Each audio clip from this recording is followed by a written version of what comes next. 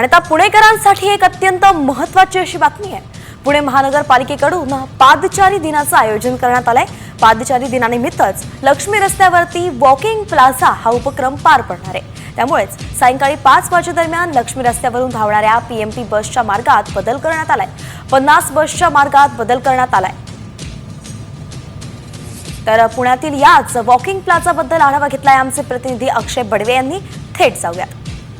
डिसेंबर म्हणजेच पादचारी दिन आणि याच निमित्ताने पुणे महानगरपालिकेकडून आज वॉकिंग प्लाझाचं आयोजन करण्यात आलेलं आहे। लक्ष्मी रस्ता जो इतर वेळेला गजबजलेला असतो तो आज सकाळी 8 वाजल्यापासून ते रात्री 8 वाजल्यापर्यंत कुठलीही गाडी म्हणजेच नो व्हेकल झोन करण्यात आलेला आहे।